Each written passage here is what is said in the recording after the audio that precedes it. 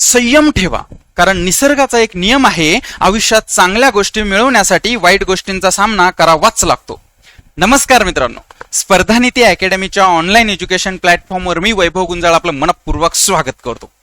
मित्रांनो, आपण अर्थशास्त्र विषयाची जी सिरीज सुरू केलेली आहे त्या सिरीजचं हे लेक्चर क्रमांक 4. या अगोदर मी 3 लेक्चर आपल्या चॅनलवर टाकलेले आहे. कृपया बघितले नसेल तर बघून घ्या. डिस्क्रिप्शन बॉक्समध्ये पण त्या लेक्चरची लिंक दिलेली आहे. दुसरी एक महत्वाची गोष्ट मित्रांनो, मी डिस्क्रिप्शन बॉक्समध्ये आपल्या टेलिग्राम चॅनलची पण लिंक दिलेली आहे आणि आपल्या व्हॉट्सअप ग्रुपची पण लिंक दिलेली आहे. दोन्ही पण जॉईन करून ठेवा. वेगवेगळ्या अपडेटसाठी किंवा वेगवेगळ्या माहितीसाठी ते तुम्हाला उपयुक्त ठरतील. तिसरी आणि अति महत्वाची गोष्ट मित्रांनो, मी जे सांगतोय ते खरंच तुम्हाला आवडत असेल, खरंच चांगलं असेल, खरंच समजत असेल तर कृपया चॅनलला सबस्क्राईब करायला विसरू नका, मित्रांना शेअर करायला विसरू नका आणि व्हिडिओला लाईक आणि कमेंट करायला तर अजिबातच विसरू नका. आलं लक्षात? आता मित्रांनो, मी तुमचा कुठलाही वेळ घेणार नाही, सरळ आपण आपल्या लेक्चर क्रमांक 4 ला सुरुवात करूयात. बघा मित्रांनो, सुरुवात करण्या अगोदर फक्त 1 मिनिट घेतो. मित्रांनो ही आपली अर्थशास्त्र या विषयाची ऑनलाईन बॅच आहे. या बॅच बद्दल मी जास्त सांगणार नाही, तुम्ही माझ्या शिकवण्यावरून गेस करू शकता की नेमकं बॅचची क्वालिटी काय असेल. आलं लक्षात? खूप विस्तृतरित्या आणि खूप व्यवस्थितरित्या तुम्हाला समजेल त्या भाषेत सगळ्या गोष्टी मी या बॅच मध्ये घेतलेल्या आहे. अर्थशास्त्र या विषयाचं 1 स्टॉप सोल्युशन तुम्हाला या बॅच मध्ये देण्याचा प्रयत्न केलेला आहे. पीडीएफ नोट्स पण आहे. शिवाय मी शिकवताना आयोगाचे सगळे प्रश्न शिकवणं झाले लगेच सोडून घेतलेले, म्हणजे पॉईंट शिकवला आयोगाचे प्रश्न, पॉईंट शिकवला आयोगाचे प्रश्न, जेणेकरून अगदी योग्य मार्गाने मी तुम्हाला घेऊन जाण्याचा प्रयत्न या बॅच मध्ये केलेला आहे. ज्यांना कोणा इकॉनॉमिक्स हा विषय समजत नाहीये, अवघड जातोय, त्यांनी बिनधास्तपणे ही बॅच जॉईन करा. अगदी माफक फीज मध्ये ही बॅच सध्या मी उपलब्ध करून दिलेली आहे. आलं लक्षात? चला मित्रांनो, आता आपण आपल्या लेक्चर क्रमांक 4 ला सुरुवात करूयात. बघा मित्रांनो, आपला लेक्चर क्रमांक 4 मधला पहिला प्रश्न आहे. व्यवस्थित लक्ष द्या, खूप महत्वाचा प्रश्न आहे. अगदी व्यवस्थितरित्या अगदी बेसिक पासून मी तुम्हाला समजेल या भाषेत सगळ्या गोष्टी सांगण्याचा प्रयत्न करणार आहे किंवा करतोय प्रत्येक वेळेस. बघा मित्रांनो, हा प्रश्न आहे कंबाईन पूर्व परीक्षा 2019. चला बोला, कधीचा प्रश्न आहे? कंबाईन पूर्व परीक्षा 2019. काय प्रश्न आहे बघा मित्रांनो, पुढील पैकी कोणते विधान चुकीचे आहे? बोला, काय प्रश्न आहे? पुढील पैकी कोणते विधान चुकीचे आहे? 3 विधानं दिलेत आपल्याला मित्रांनो. यामध्ये आपल्याला चुकीचं विधान ओळखायचंय. आलं लक्षात? ओके, अगोदर आपण 3ही विधान व्यवस्थितरित्या वाचून घेऊयात. त्यानंतर मी तुम्हाला याचं अनालिसिस सांगेल, मग या प्रश्नाचं उत्तर तुम्ही मला सांगायचं. चालेल? यस. बघा मित्रांनो, पहिलं विधान आहे आपलं, नीती आयोगात नीती म्हणजे NITI जे नीती आहे, तर हे नीती म्हणजे national institute for transforming India. दुसरं विधान आहे 1 जानेवारी 2015 रोजी त्याची स्थापना झाली. त्याची म्हणजे कोणाची? नीती आयोगाची. कोणाची सांगा? नीती आयोगाची स्थापना 1 जानेवारी 2015 रोजी त्याची स्थापना झाली. आणि तिसरं, पंतप्रधान हे नीती आयोगाचे अध्यक्ष असतात. ओके, आता प्रश्न वाचून, प्रश्नामधले जे दिलेले 3 विधान आहे हे 3 विधानं वाचून आपल्या एक गोष्ट तर लक्षात आली मित्रांनो, हा प्रश्न नीती आयोगावर आहे. आलं लक्षात? आणि मित्रांनो, नीती आयोगावर वारंवार प्रश्न आता विचारले चाललेले आहेत. याच्या अगोदर नियोजन आयोगावर खूप जास्त प्रश्न होते 2-3 वर्षापूर्वी, आणि आता 2-3 वर्षापासून नीती आयोगावर खूप जास्त प्रश्न विचारण्याचा आयोगाचा कल वाढलेला आहे. ओके, आता मित्रांनो, या प्रश्नाचं एक्सप्लेनेशन देण्या अगोदर किंवा या प्रश्नाचा जो फॅक्च्युअल डेटा आहे तो सांगण्या अगोदर मी तुम्हाला नीती आयोग म्हणजे काय किंवा नीती आयोगाची पार्श्वभूमी थोडक्यात सांगतो. आलं लक्षात? म्हणजे आपल्याला डायरेक्ट नीती आयोग हे घ्या पाठ करा, तो त्यासला प्रश्न नको किंवा त्या पद्धतीने इकॉनॉमिक्स शिकणं चुकीचं असतं. अर्थव्यवस्थेमध्ये प्रत्येक काचं उत्तर आपल्याला मिळालं पाहिजे. हे असं का, हे तसं का, हे जर उत्तर आपल्याला परफेक्ट मिळाले तर अर्थशास्त्र या विषयामध्ये मार्क येण्यापासून तुम्हाला कोणीच रोखू शकत नाही. मग नीती आयोग आपण शिकवतो, नीती आयोग काय आहे हे आपल्याला समजणं गरजेचं आहे. आलं लक्षात? मित्रांनो, नीती आयोगाबद्दल सगळ्या गोष्टी सांगण्या अगोदर मी तुम्हाला नीती आयोगाची पार्श्वभूमी सांगतो. चला बोला, काय सांगतो अगोदर? नीती आयोगाची पार्श्वभूमी. ही पार्श्वभूमी मला विस्तृतरित्या सांगता येणार नाही, पण कमीत कमी वेळेत जास्तीत जास्त गोष्टी सांगण्याचा प्रयत्न करतो, जेणेकरून तुम्हाला लिंक लागेल नीती आयोग शिकताना. आणि नंतर नीती आयोगाबद्दल फॅक्च्युअल डेटा जो आहे तर तो तुम्हाला सांगतो. आलं लक्षात? चला, आता फक्त माझ्या बोलण्याकडे लक्ष द्या. माझ्या बोलण्याकडे तुमचं लक्ष असेल तर तुम्हाला अगदी व्यवस्थितरित्या कळेल नीती आयोग कशा प्रकारे आला किंवा नीती आयोग काय आहे, नीती आयोग कशा प्रकारे काम करतो, त्याच्या अगोदर होता नियोजन आयोग तो कसा काम करतो, हे सगळं व्यवस्थितरित्या कळेल. फक्त माझ्या बोलण्याकडे व्यवस्थित लक्ष असू द्या. आता बघा मित्रांनो, नीती आयोगाची थोडक्यात पार्श्वभूमी आपण समजून घेऊयात. व्यवस्थित लक्ष द्या. बी कॉन्सन्ट्रेट. लक्ष देताय ना? हा, कान उघडे ठेवा आणि लक्ष द्या प्रॉपर व्यवस्थित. डिस्टर्ब होऊ नका, फक्त माझ्याकडे लक्ष द्या, माझं बोलणं ऐका फक्त. लक्षात? खूप सुंदर सगळ्या गोष्टी कळतील. आता बघा मित्रांनो, नीती आयोग जो आहे, हा नीती आयोगापूर्वी भारतामध्ये एक आयोग कार्यरत होता ज्याचं नाव आहे नियोजन आयोग. बोला, नीती आयोगापूर्वी भारतात कोणता आयोग कार्यरत होता किंवा भारतीय अर्थव्यवस्थेत कोणता आयोग कार्यरत होता? नियोजन आयोग. आणि या नियोजन आयोगाच्या जागी 1 जानेवारी 2015 पासून नीती आयोग आला. बोला, नियोजन आयोगाच्या जागी 1 जानेवारी 2015 पासून कोणता आयोग आला? नीती आयोग. म्हणजे याचा अर्थ नीती आयोगापूर्वी त्याच्या जागेवर कोण होता? नियोजन आयोग. ओके. आता मित्रांनो, या पार्श्वभूमी सांगताना मी तुमच्या समोर आता 3 प्रश्न मांडतो. समजून घ्या व्यवस्थित. ही पार्श्वभूमी सांगताना मी तुमच्या समोर आता 3 प्रश्न मांडतो आणि या 3 प्रश्नांच्या उत्तरांची चर्चा तुमच्यासोबत करतो, म्हणजे तुम्हाला नीती आयोगाची पार्श्वभूमी अगदी व्यवस्थितरित्या कळेल. कोणते 3 प्रश्न? पहिला प्रश्न, नियोजन आयोग जो होता नीती आयोगाच्या जागेवर अगोदर, त्याचं काम काय होतं किंवा तो कशा प्रकारे काम करत होता? दुसरा प्रश्न, मग अशी काय गरज पडली की नियोजन आयोगाच्या जागी आपण नीती आयोग आणला? आणि तिसरा प्रश्न, आता नीती आयोग नेमकं कसं काम करतोय? याची चर्चा, या 3 प्रश्नाची चर्चा मी तुमच्यासोबत करणार आहे. या 3 प्रश्नांची चर्चा मी तुमच्यासोबत केली, मला पूर्ण विश्वास आहे तुम्हाला नीती आयोगाची पार्श्वभूमी थोडक्यात आणि व्यवस्थित कळेल. आलं लक्षात? पहिला प्रश्न, नीती आयोगापूर्वी जो नियोजन आयोग होता हा कसं काम करत होता? तर बघा मित्रांनो, जो नियोजन आयोग भारतामध्ये होता हा भारताचं पंचवार्षिक योजनेच्या माध्यमातून नियोजन करत होता. पंचवार्षिक योजनेच्या माध्यमातून नियोजन करत होता म्हणजे काय करत होता? तर देशाचं 5-5 वर्षाचं नियोजन करत होता. मग सर कसं नियोजन करत होतं ते पण सांगा. ते पण सांगतो. बघा मित्रांनो, नियोजन आयोग भारतीय अर्थव्यवस्थेमध्ये 5-5 वर्षाचं म्हणजे पंचवार्षिक योजनेच्या माध्यमातून नियोजन कसं करत होता? तर बघा, देशामध्ये पुढील 5 वर्षामध्ये, म्हणजे तो नियोजन कसं करत होता ते तुम्हाला सांगतो. देशामध्ये पुढील 5 वर्षामध्ये कोणती कोणती संसाधनं, कोणती कोणती रिसोर्सेस उपलब्ध होणार आहेत आणि या रिसोर्सेस मधून देशाची कोणती कोणती प्रश्न, कोणत्या कोणत्या समस्या, कोणत्या कोणत्या गरजा सोडवल्या जाणार आहे, याचा एक परिपूर्ण आराखडा हा नियोजन आयोग करत होता. आणि देशामध्ये उपलब्ध असलेल्या संसाधनाचं योग्य वाटप करून देशाचा विकास घडवून आणण्यासाठी एक नियोजन, एक आराखडा हा नियोजन आयोगाद्वारे तयार केला जात होता. कळतं मी तुम्हाला काय बोलतोय? आणि मित्रांनो, आपण पंचवार्षिक योजना हे तुम्ही ऐकलं असेल किंवा मी नंतर याच्यावर हळूहळू, आता हा चॅप्टर आपला सुरू झाला याच्यावर मी लेक्चर घेईलच पुढे. कळलं नियोजन आयोग कशा प्रकारे नियोजन करत होता? परत एकदा सांगतो, देशामध्ये जे उपलब्ध संसाधन आहे, ह्या उपलब्ध संसाधनामधून जास्तीत जास्त देशाच्या कशा समस्या, कशा गरजा, कसे प्रश्न सोडवता येतील यासाठी या संसाधनाचं नियोजन करणे म्हणजे नियोजन करणे किंवा पंचवार्षिक योजनेच्या माध्यमातून नियोजन करणे. आणि हे नियोजन कोण करत होता? नियोजन आयोग. मग तुमचा मला प्रश्न पाहिजे, मग चांगला आहे की सर, देशातले संसाधन आहे, या संसाधनामधून जास्तीत जास्त प्रश्न सोडवण्यासाठी नियोजन आयोग जो आहे तर तो नियोजन करत होता. मग नियोजन आयोग का घातला आपण? नियोजन आयोगाच्या जागी नीती आयोग आणण्याची गरज का पडली? तर बघा मित्रांनो, जशी परिस्थिती बदलेल तसं माणसानं बदलावं. मग आपल्या अर्थव्यवस्थेची जशी परिस्थिती बदलेल तसं आपल्याला अर्थव्यवस्थेतल्या गोष्टी बदलाव्या लागतील, कारण जो परिस्थितीनुसार बदलत नाही तो नष्ट होत असतो. मग सर अशी कोणती परिस्थिती बदलली की आपल्याला नियोजन आयोग काढून टाकावा लागला आणि त्याच्या जागी नीती आयोग आणावा लागला? तर बघा मित्रांनो, 1991 साली, त्याच्या अगोदर थोडंसं येतो, 1990च्या दशकामध्ये भारत हा भिकारी बनला होता.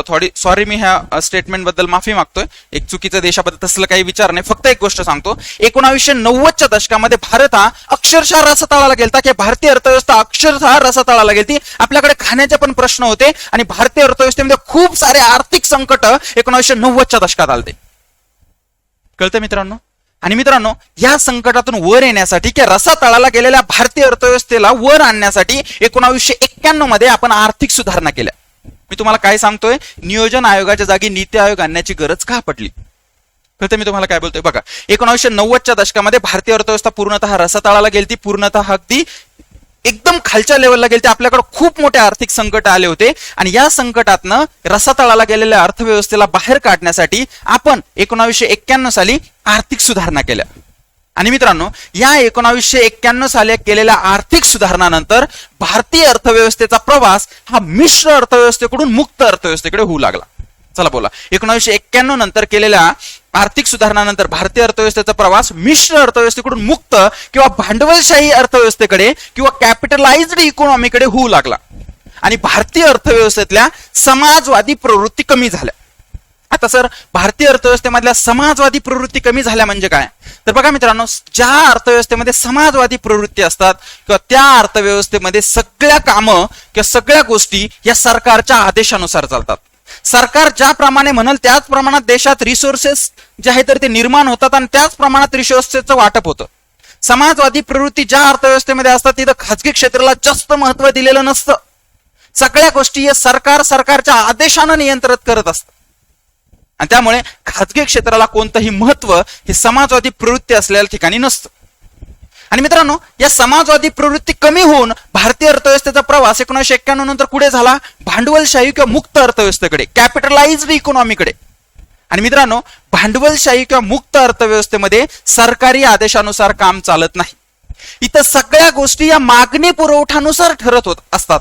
इथे जास्तीत जास्त खाजगी क्षेत्राला महत्व दिलं गेलेलं असतं आणि सगळ्या गोष्टी मागणी पुरवठ्यानुसार ठरत असतात. म्हणजे काय तर अर्थव्यवस्थेमध्ये ज्या प्रकारे मागणी असेल त्याप्रमाणे पुरवठा हा अर्थव्यवस्थेमध्ये केला जातो. जशी लोकांच्या रिसोर्सेसची मागणी आहे त्यांना त्या प्रमाणात रिसोर्सेस उत्पादन करून दिले जातात. म्हणजे अर्थव्यवस्थेमध्ये सरकारच्या आदेशाची गरज नसते आणि ज्या अर्थव्यवस्थेमध्ये मागणी पुरवठ्यानुसार काम चालतं तिथं अर्थव्यवस्थेच्या रिसोर्सेसचं किंवा अर्थव्यवस्थेमध्ये उपलब्ध असलेल्या संसाधनाचं नियोजन करण्याची गरज पडत नाही. का? कारण जशी मागणी असेल तसे संसाधनं वाटप करावे लागतात. कोणते संसाधनं आहे ते कुठे वाटप करायचं हा प्रश्नच नसतो भांडवलशाही अर्थव्यवस्थेमध्ये. जशी डिमांड असेल तशा संसाधनाचा सप्लाय करा. म्हणजे भांडवलशाही किंवा मुक्त अर्थव्यवस्थेमध्ये नियोजनाची गरज नसते. ती सगळ्या गोष्टी या कशा ठरतात? मागणी पुरवठ्यानुसार. जे देशामध्ये रिसोर्सेस उपलब्ध आहे ज्याची जशी मागणी आहे तसं वाटप करा, ना की नियोजन करून वाटप करा कुठे किती करायचं. आणि मित्रांनो, भारतीय अर्थव्यवस्थेचा प्रवास हा मुक्त किंवा भांडवलशाही अर्थव्यवस्थेकडे सुरू झाल्यानं आपल्या देशामध्ये नियोजनाची गरज कमी होत गेली. कारण भांडवलशाही अर्थव्यवस्थेमध्ये नियोजन करण्याची गरज पडत नाही. भांडवलशाही अर्थव्यवस्थेमध्ये सगळ्या गोष्टी या मागणी पुरवठ्यानुसार ठरत असतात. जशी रिसोर्सेसची मागणी असते तसे रिसोर्सेस उपलब्ध करून द्यावे लागते, ना की रिसोर्सेसचं नियोजन करून कुठे कसे वाटायचे. कळते?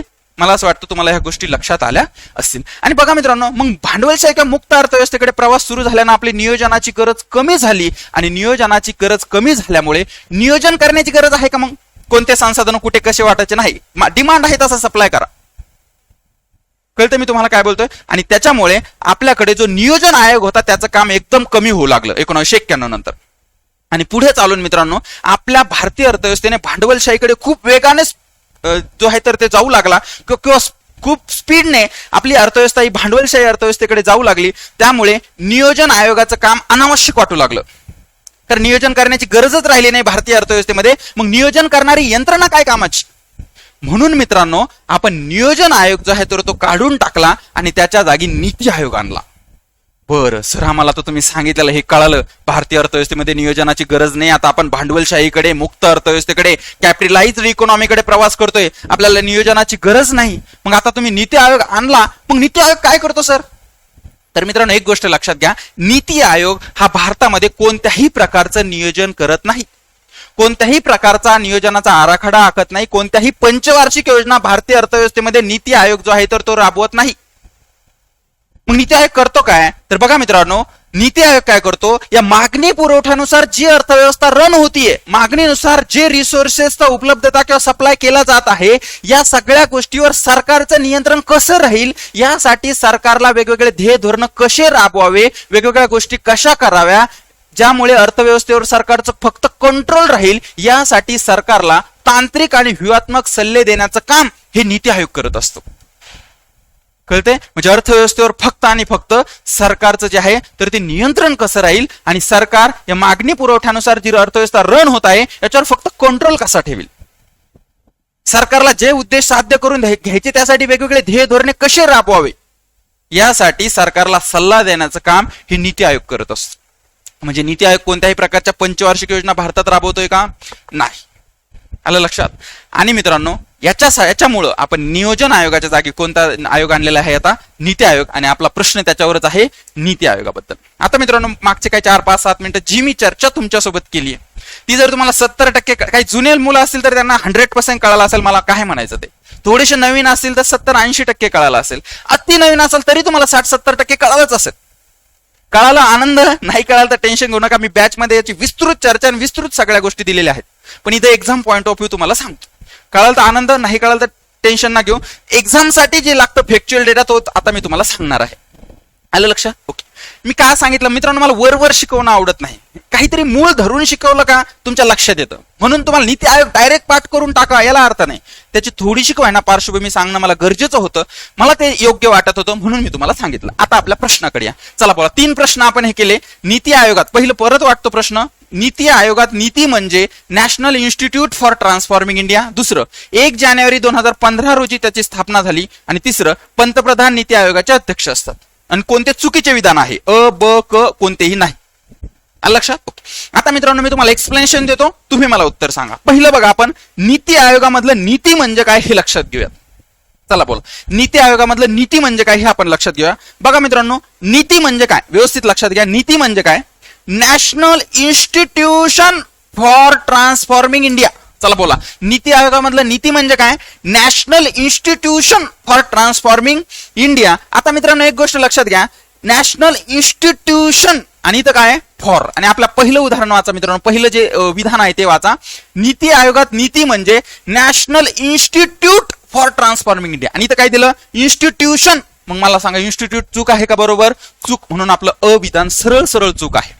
मित्रांनो हा प्रश्न ज्यावेळेस आला होता त्यावेळेस 90% लोक चुकले होते, कारण इन्स्टिट्यूट आणि इन्स्टिट्यूशन एकच असेल असं सगळ्यांना वाटलं होतं, किंवा काही नाही याच्याकडे लक्षच दिलं नव्हतं. पण लक्षात घ्या, नॅशनल इन्स्टिट्यूशन असंच आहे, इन्स्टिट्यूशन. आणि इथं फॉर असंच आहे. पुढच्या वेळेस इथं तुम्हाला ऑफ टाकून विचारतील, नाही, national institution for transforming India. खूप वेळा आयोगाने प्रश्न विचारलेला आहे, त्यामुळे अविधान आपलं चूक आहे. दुसरं बघा मित्रांनो, नीती आयोगाचा लॉंग फॉर्म तुम्हाला कळाला, national institution for transforming India. बघा मित्रांनो, 15 ऑगस्ट 2014 रोजी काय झालंय बघा, नरेंद्र मोदी यांनी नियोजन मंडळाच्या जागी, जो नियोजन आयोग आहे किंवा नियोजन मंडळ आहे ते, या नियोजन मंडळाच्या जागी चीन मधील राष्ट्रीय विकास व सुधारणा आयोगाच्या धर्तीवर एक संस्था भारतात स्थापन करण्याची घोषणा केली. म्हणजे बघा, नीती आयोगाच्या स्थापनेची किंवा एक नियंत्रक संस्था जी भारतामध्ये स्थापन करायची आहे हिची घोषणा पंतप्रधान नरेंद्र मोदी यांनी कधी केलेली आहे? 15 ऑगस्ट 2014 ला. कधी बोला?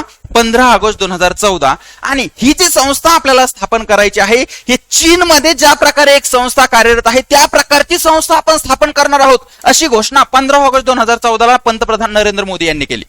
म्हणजे याचा अर्थ साध्या सोप्या सरळ भाषेत असा आहे की भारतामध्ये जो नीती आयोग स्थापन झालेला आहे याची स्थापना चीन मधील आयोगाच्या धर्तीवर झालेली आहे. किंवा चीन मध्ये अशा प्रकारचा एक आयोग कार्यरत आहे, त्याच्या धर्तीवर किंवा त्याला अनुषंगून भारतामध्ये नीती आयोगाची स्थापना झालेली. कळतंय? आणि पुढे बघा मित्रांनो, 1 जानेवारी 2015 नीती आयोग स्थापन करण्यात आला. बघा, 1 जानेवारी 2015 त्याची स्थापना झाली. बरोबर. कळतंय? आता बघा मित्रांनो, इथं तुम्हाला किती प्रश्नाची उत्तर मिळाले? 3. आयोग जे विचारू शकतात ते 3. पहिलं, नीती आयोगाचं लॉंग फॉर्म काय? National institution. इन्स्टिट्यूट का? नाही. फॉर ऑफ का? नाही. For transforming India. दुसरं, नीती आयोगाची स्थापना कोणत्या देशामधल्या आयोगाच्या धर्तीवर झालेली आहे? कोणत्या देशाच्या आयोगासारखा आयोग आहे हा? तर याच्यासारखा आयोग अगोदर चीन या देशामध्ये कार्यरत होता आणि त्याच्या धर्तीवर भारतामध्ये असा नियंत्रक किंवा कंट्रोल ठेवणारा आयोग आणला, सरकारला सल्ले देणारा आयोग आणला, ना की नियोजन करणारा. आणि तिसरं, नीती आयोगाची स्थापना कधी झाली? 1 जानेवारी 2015. कळते? मी अशी अपेक्षा करतो की तुम्हाला या गोष्टी लक्षात आल्या असतील. आता पुढे जाऊयात आपण. बघा मित्रांनो, इथं काय तिसरं विधान राहिलं आपलं. पहिलं चूक आहे, दुसरं बरोबर आहे, तिसरं बघूयात आपण. आता पंतप्रधान नीती आयोगाचे अध्यक्ष असतात. पुढे बघा आता रचना. आता एक्झाम पॉईंट ऑफ व्ह्यू महत्वाच्या गोष्टी तुम्हाला सांगतो. बघा याची रचना, स्ट्रक्चर कसं आहे. ही एक पूर्ण वेळ संस्था आहे. काय? नीती आयोग ही पूर्ण वेळ काम करणारी संस्था आहे. ही वर्षभर जी आहे तर ती, किंवा पूर्ण वेळ जी आहे तर ती सरकारला तांत्रिक आणि व्यूहात्मक सल्ले देत राहतं, जेणेकरून अर्थव्यवस्थेमध्ये वेगवेगळे ध्येय धोरणं राबून सरकारचा अर्थव्यवस्थेवर कंट्रोल राहील आणि त्यातून देशाचा चांगल्या दृष्टीने विकास घडून येईल. यासाठी सरकारला पूर्ण वेळ सल्ले देण्याचं काम हा नीती आयोग करतो, म्हणून याला आपण पूर्ण वेळ संस्था असं म्हणतो. आणि मित्रांनो, याचे अध्यक्ष असतात पंतप्रधान. हे पदसिद्ध अध्यक्ष असतात. पदसिद्ध म्हणजे काय? जो व्यक्ती पंतप्रधान पदावर येईल तो नीती आयोगाचा अध्यक्ष असेल. म्हणजे पंतप्रधान हे नीती आयोगाचे पदसिद्ध अध्यक्ष असतात. आणि मित्रांनो, आपला प्रश्न आता सुटून जाईल. बघा, नीती आयोगात नीती म्हणजे national institute for transforming India का? नाही. दुसरं, 1 जानेवारी 2015 रोजी त्याची स्थापना झाली. बरोबर. आणि पंतप्रधान नीती आयोगाचे अध्यक्ष असतात. बरोबर. म्हणजे आपल्याला चुकीचं विधान विचारलंय, फक्त कारण इथे इन्स्टिट्यूशन पाहिजे होतं.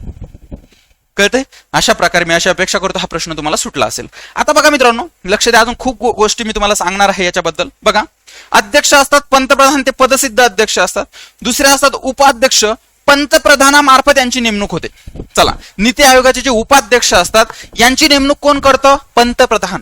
प्रश्न असा येतो की राष्ट्रपती नीती आयोगाच्या उपाध्यक्षाची नेमणूक करतात? नाही, पंतप्रधान हे स्वतः नीती आयोगाच्या उपाध्यक्षाची नेमणूक करतात. आणि मित्रांनो, ज्या वेळेस 1 जानेवारी 2015 आपला नीती आयोग स्थापन झाला त्यावेळेस नीती आयोगाचे पहिले उपाध्यक्ष होते अरविंद पनगडिया. बोला, नीती आयोगाचे पहिले उपाध्यक्ष कोण होते? अरविंद पनगडिया. अरविंद पनगडिया नंतर नीती आयोगाचे दुसरे उपाध्यक्ष बनले राजीव कुमार.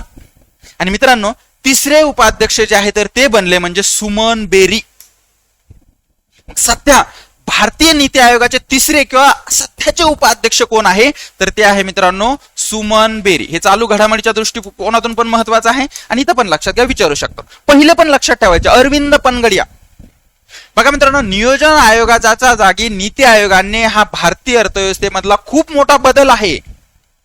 जी भारतीय अर्थव्यवस्था स्वातंत्र्यानंतर समाजवादी प्रवृत्ती घेऊन पुढे निघाली होती, फक्त आपण सगळ्या गोष्टी सरकारच्या आदेशानंच करायला ठरवलं होतं, खाजगी क्षेत्राला कुठे महत्वच दिलं नव्हतं. हळूहळू इतक्या गोष्टी बदलल्या की आपली अर्थव्यवस्था समाजवादी अर्थव्यवस्थे, जास्त प्रवृत्ती असलेली अर्थव्यवस्था सरळ सरळ भांडवलशाहीच्या वेगानं खूप प्रगती करू लागली.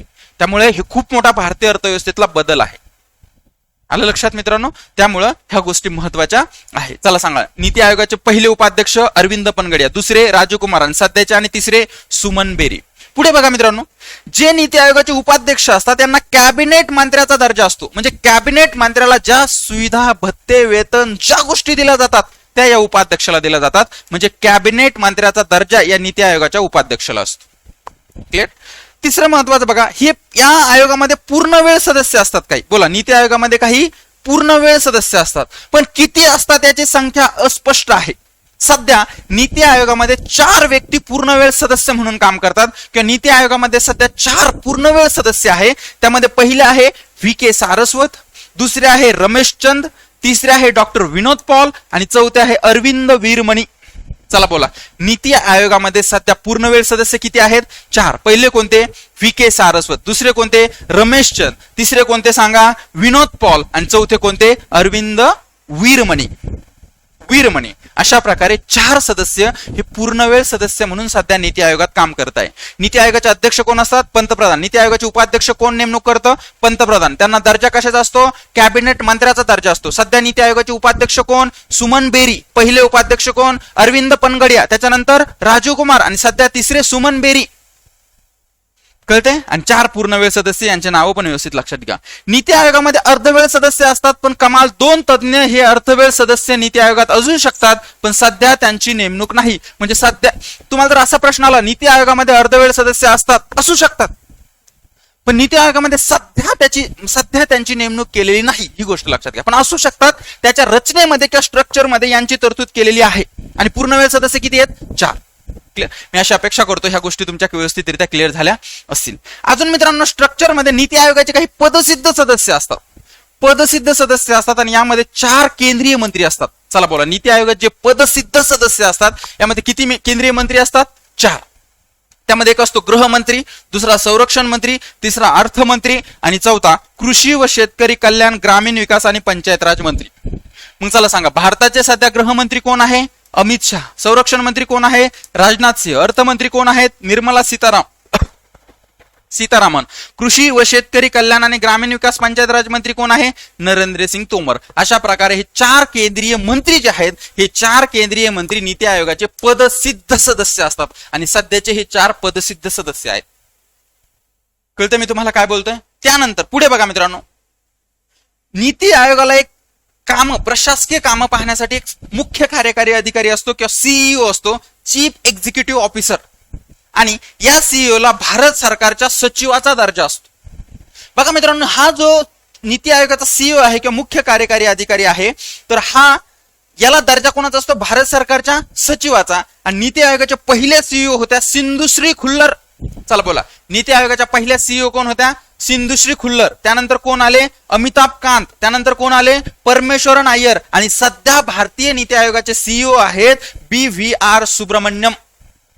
चला बोला, मला सांगा, नीती आयोगाच्या सीईओ ला कुणाचा दर्जा असतो? भारत सरकारच्या सचिवाचा दर्जा. नीती आयोगाचे सगळे प्रशासकीय कामं जे आहेत तर ते कोण बघतं? हा सीईओ बघत असतो. नीती आयोगाच्या ज्यावेळेस 1 जानेवारी 2015 ला नीती आयोगाची स्थापना झाली त्यावेळेचे सीईओ कोण? पहिल्या सिंधुश्री खुल्लर. आणि सध्या नीती आयोगाच्या सीईओ कोण आहेत? BVR सुब्रमण्यम. नीती आयोगाचे पहिले उपाध्यक्ष अरविंद पनगडिया. नीती आयोगाचे आता सध्याचे उपाध्यक्ष सुमन बेरी. हे बदलत राहतं, लक्षात घ्यायचं, बदललं की अपडेट करत राहायचं. क्लिअर? मी अशा अपेक्षा करतो की तुम्हाला नीती आयोगाबद्दल एक थोडक्यात सांगण्याचा मी प्रयत्न केला. खूप डिटेल चर्चा करण्यासाठी युट्यूबवर वेळेची मर्यादा असते, त्यामुळे मी थोडक्यात आणि परफेक्ट तुम्हाला काही गोष्टी सांगण्याचा प्रयत्न केला. नीती आयोग भारतामध्ये का आला, नियोजन आयोग का गेला, याची पण थोडासा इतिहास, थोडीशी पार्श्वभूमी मी थोडक्यात तुम्हाला सांगण्याचा प्रयत्न केलेला आहे, तुमच्या भाषेत, एकदम साध्या भाषेत, कोणतेही जडजड शब्द न वापरता. आलं लक्षात? कारण इकॉनॉमिक्स हा विषय आपल्या आवडीचा तेव्हाच होईल ज्यावेळेस तो आपल्या भाषेत आपल्याला समजेल. आलं लक्षात? एकदम स्ट्रिक्ट, एकदम जडजड शब्द एकदम हाताची घडी घालून वापरल्यावर इकॉनॉमिक्स बोर वाटतो मित्रांनो. इकॉनॉमिक्स हा आपल्या भाषेत आपल्या विश्वात येऊन जर शिकलं ना, इकॉनॉमिक्स इतका भारी आणि इकॉनॉमिक्स इतका बेस्ट विषय कोणताच नाही मित्रांनो. एकदम भारी विषय आहे, मजा येते नुसतं जाणून घ्यायला. फक्त काचे उत्तर शोधता आलं पाहिजे इकॉनॉमिक्स मध्ये आपल्याला, आणि ते मी तुम्हाला बॅच मध्ये अगदी परफेक्ट उत्तर सगळे दिलेले आहे आयोगाच्या दृष्टीनं. एकदा इकॉनॉमिक्स नक्की शिका मित्रांनो. जेव्हा शिकायचं तुम्हाला माझ्याकडून एकदा इकॉनॉमिक्स नक्की शिका. अगदी डिटेल सगळ्या गोष्टी मी तुम्हाला सांगण्याचा प्रयत्न केलेला आहे. ठीक आहे, पहिला प्रश्न तुम्हाला कळाला असेल, काय? नीती आयोग. नीती आयोगाची स्थापना कळाली असेल. एकदम फास्ट मध्ये रिवाइज करतो मित्रांनो, डोक्यात एकदम कायम परमनंट फिट होऊन जाईल. बऱ्याच गोष्टी तुमच्या फिट झाल्या, पण परत एकदा फास्ट, फक्त आता हे 1 मिनिट माझ्यासाठी. ओके, पहिलं, नीती आयोगाची स्थापना कधी झाली? तुम्ही उत्तर द्या. नीती आयोगाची स्थापना 1 जानेवारी 2015. नीती आयोगाचा long form national institution for transforming India. NITI आयोगाचे अध्यक्ष कोण असतात? पंतप्रधान. नीती आयोगाचे उपाध्यक्ष कोण असतात? पंतप्रधानाद्वारे नेमणूक केलेली व्यक्ती, ज्यांना कॅबिनेट मंत्र्याचा दर्जा असतो. सध्या कोण आहेत? सुमन बेरी. पहिले नीती आयोगाचे उपाध्यक्ष अरविंद पनगडिया. नीती आयोगामध्ये पदसिद्ध सदस्य किती असतात? 4 केंद्रीय मंत्री, गृहमंत्री सांगितलं, अर्थमंत्री सांगितलं, त्यानंतर मी तुम्हाला संरक्षण मंत्री सांगितलं, आणि पंचायत राज, कृषी कल्याण आणि पंचायत राज मंत्री सांगितलं, त्यांचे नाव पण सांगितले. पूर्णवेळ सदस्य किती आहेत? संख्या स्पष्ट आहे, पूर्णवेळ सदस्य किती पण होऊ शकतात, पण सध्या किती आहेत? 4. VK सारस्वत, विनोद पॉल, त्यानंतर रमेश चंद, आणि चौथा Arvind Virmani. Right? Am I right? Yes, Arvind Virmani. अशा प्रकारे 4 सध्याचे पूर्णवेळ सदस्य आहे. नीती आयोगामध्ये अर्धवेळ सदस्य पण असू शकतात, 2 कमाला असू शकतात, पण सध्या त्यांची नेमणूक नाही. ठीक आहे, एवढ्या गोष्टी इथे लक्षात घ्या. ओके, आता पुढचा प्रश्न आहे मित्रांनो आपला, बघा लक्षात घ्या, चांगला महत्वाचा प्रश्न आहे. आपण पंचवार्षिक योजनेवर खूप सारे प्रश्न आहे आयोगाचे. मी हळूहळू आता त्याच्यावर लेक्चर टाकतो जसे जसे मला वाटते त्याचा वेळेनुसार. बघा मित्रांनो, रूरकेला, भिलाई आणि दुर्गापूर. बघा लक्ष द्या, इकडे प्रश्न वाचतो मी. रूरकेला, भिलाई, दुर्गापूर येथे सार्वजनिक क्षेत्रातले 3 मोठे स्टील प्रकल्प, स्टील किंवा पोलाद प्रकल्प असं आपण म्हणू शकतो याला, स्टील प्रकल्प कोणत्या पंचवार्षिक योजनेदरम्यान उभारण्यात आले? आणि हा प्रश्न आहे मित्रांनो, कंबाईन पूर्व परीक्षा ऑक्टोबर 2022. चला बोला, काय प्रश्न आहे आपला? 3 स्टील प्रकल्प कोणते कोणते? रूरकेला, भिलाई आणि दुर्गापूर येथे सार्वजनिक क्षेत्रातले 3 मोठे स्टील प्रकल्प कोणत्या पंचवार्षिक योजनेदरम्यान उभारण्यात आले? तर हे उभारण्यात आले मित्रांनो, ऑप्शन आहे पहिली पंचवार्षिक योजना, दुसरी, तिसरी आणि चौथी. आणि मित्रांनो हे उभारण्यात आले दुसऱ्या पंचवार्षिक योजनेच्या दरम्यान. उत्तर पण सांगून देतो, कारण मी या प्रकल्पाबद्दल किंवा हे जे स्टील प्रकल्प आहे याबद्दल थोडीशी चर्चा पुढे करणार आहे, पण उत्तर तुम्हाला इथे सांगून देतो. जे भिलाई, रूरकेला आणि दुर्गापूर हे जे 3 स्टील प्रकल्प आहे किंवा पोलाद प्रकल्प आहे, तर हे पोलाद प्रकल्प आपण दुसऱ्या पंचवार्षिक योजनेमध्ये सुरू केले, जे आहे तर ते हाती घेतले होते किंवा सुरू केले होते, हाती घेतले होते दुसऱ्या पंचवार्षिक योजनेमध्ये. कोणते कोणते सांगा? रूरकेला, भिलाई आणि दुर्गापूर. क्लिअर इथपर्यंत? मी अशी अपेक्षा करतो की तुम्हाला प्रश्नाचं उत्तर रॅन्डमली कळालं असेल. आता आपण थोडक्यात चर्चा करूयात की हे नेमकं रूरकेला कुठे आहे, भिलाई कुठे आहे, दुर्गापूर कुठे आहे, यांची सुरुवात नेमकं कधी कधी झाली, दुसऱ्या पंचवार्षिक योजनेत हाती घेतले, कार्यान्वित कधी झाले, दुसऱ्या पंचवार्षिक योजनेमध्ये कधी कार्यान्वित झाले त्याचे इयर आपण बघूयात. त्यानंतर रूरकेला हा प्रकल्प उभारताना आपण कोणत्या देशाची मदत घेतली, भिलाई हा प्रकल्प उभारताना आपण कोणत्या देशाची मदत घेतली, आणि दुर्गापूर हा प्रकल्प उभारताना आपण कोणत्या देशाची मदत घेतली, यावर प्रश्न येत राहतात. लक्षात, त्याची चर्चा आपण थोडक्यात करूयात. बघा मित्रांनो, युट्यूबवर थोडीशी वेळेची मर्यादा असतात, पण मी एक्झाम पॉईंट ऑफ व्ह्यू सगळ्या गोष्टी सांगण्याचा प्रयत्न करतो. लक्षात. आता बघा मित्रांनो, ही दुसरी पंचवार्षिक योजना, आता ही सगळी चर्चा करणं म्हणजे आपल्याला 1 ते 1.5 तास जाईल. लक्षात, इतक्या डिटेल चर्चा करणं, ती न करता आपण फक्त आणि फक्त जे आहे तर आपल्याला दुसऱ्या पंचवार्षिक योजनेत जे आपण 3 प्रकल्प हाती घेतले होते, कोणते कोणते? भिलाई, रूरकेला आणि दुर्गापूर. तर हे 3 प्रकल्प आणि त्याच्याबद्दलची काही महत्वाची चर्चा ही जी आहे तर ते आपण इथं करूयात. बघा मित्रांनो, दुसऱ्या पंचवार्षिक योजनेमध्ये हाती घेण्यात आलेले प्रकल्प लक्षात घ्या. पहिला आहे 1959 ला जो कार्यान्वित झाला तो प्रकल्प आहे मित्रांनो भिलाई लोह पोलाद प्रकल्प. स्टील म्हणजेच लोह, पोलाद. ओके, लोह पोलाद प्रकल्प जो आहे तर 1959 मध्ये कार्यान्वित झाला भिलाई लोह पोलाद प्रकल्प.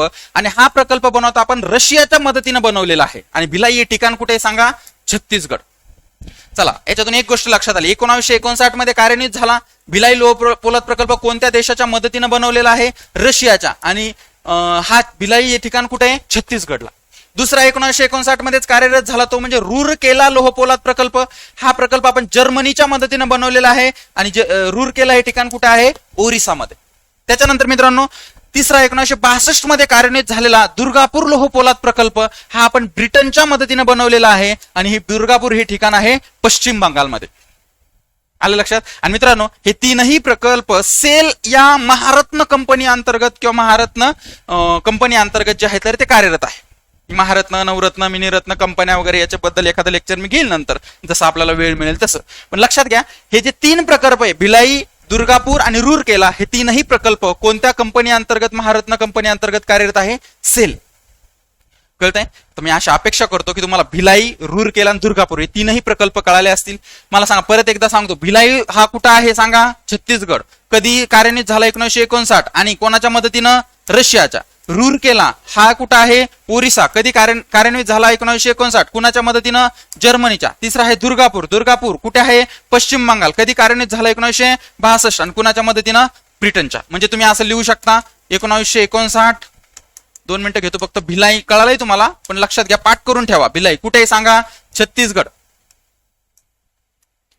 कुणाच्या मदतीनं? रशिया. तुम्ही सांगा, मनातली मनात सांगण्याचा प्रयत्न करा. याच्यावर प्रश्न असतो आयोगाचा. आयोग हे बघा, एक्झाम मध्ये ज्यावेळेस आपण द्यायला जातो ना एक्झाम, त्यावेळेस प्रेशर असतं. कधी कधी चुकतं, सोपे सोपे प्रश्न चुकतात. आणि एक गोष्ट तुम्हाला सांगतो, अवघड प्रश्न चुकणाऱ्यांचा रिझल्ट जात नाही, सोपे प्रश्न चुकणाऱ्यांचा रिझल्ट जातो. अवघड प्रश्न बऱ्यापैकी सगळ्यांचे चुकलेले असतात. सोपे प्रश्न ज्याचे चुकतो, सिली मिस्टेक, तुमचं एक छान नाव दिलेलं आहे तुम्ही त्याला, सिली मिस्टेक ज्याच्या होतात, सोपे सोपे प्रश्न ज्याचे चुकतात त्याचाच रिझल्ट जातो. आलं लक्षात? त्यामुळे सोपे प्रश्न चुकू द्यायचे नाही. पुढे परत 1959 कोणता? रूरकेला. हा प्रकल्प 1959 ला कार्यान्वित झाला. कुणाच्या मदतीनं?